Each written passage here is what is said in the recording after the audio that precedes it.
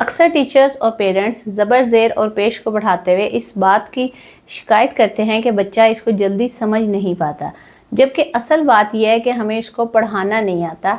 इसके पढ़ाने का तरीका गलत है। जैसे हम इसको कैसे पढ़ाते हैं, बे ज़बर बा, बे ज़ेर बी, बे पेश बू। ये तरीका बिल्कुल गलत है, क्योंकि इस तरह बच्चा ज़बर ज़ेर और पेश के अल्फाजों पर गौर करता है, ना कि उनकी आवाज़ों पर, जो कि असल लफ्ज़ बनाती हैं। इनको पढ़ाने का सही तरीका ये है, बा आ बा, ब ई बी, ब उ बू। याद रखें, ज़बर ज़ेर और पेश बुनियादी आराब भी कहलाते हैं।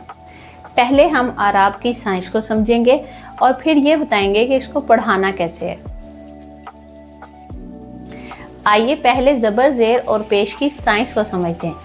देखें, उर्दू में ज़बर ज़ेर और पेश बेसिकली वावल अल्फाज को ज़ाहिर करते हैं।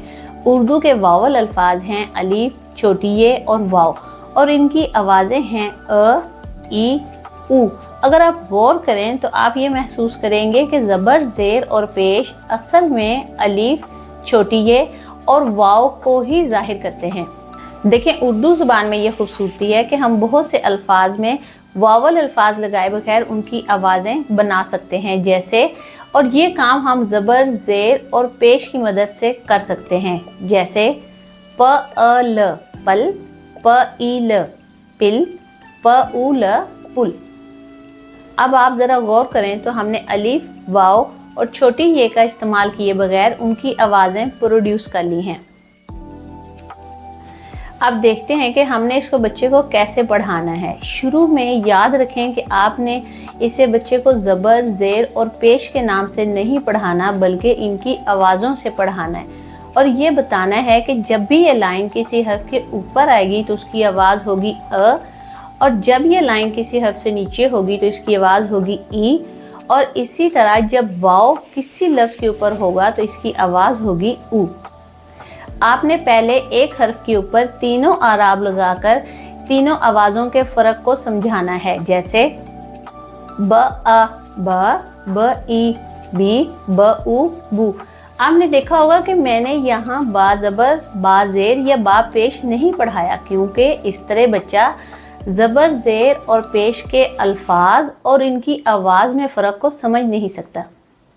अब आप एक एक हर्फ पर मश्क करवाने के बाद मुख्तलिफ हरूफ को मिलाकर आराब का इस्तेमाल सिखा सकते हैं। जैसे ब अ बा न बन, ब ई बी न बिन, ब उ बू न बुन।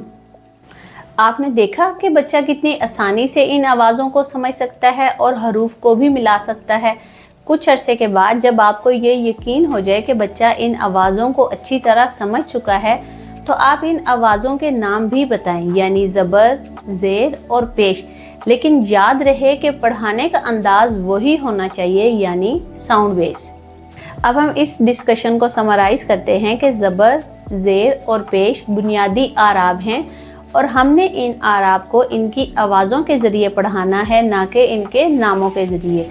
सबसे पहले एक हर्फ के ऊपर ज़बर ज़ेर और पेश का इस्तेमाल बच्चे को सिखाना है, फिर दो हरफी अल्फाज के ज़रिए इनकी आवाज़ें और इनको पढ़ना सिखाना है, और आखिर में जब आपको ये यकीन हो जाए कि बच्चा इनकी आवाज़ों के ज़रिए लफ्ज़ पढ़ने में पूरी तरह महारत हासिल कर चुका है, तो आपने इनके नाम भी मुतारिफ़ करवाने हैं, यानी ज़बर, ज़ेर और पेश।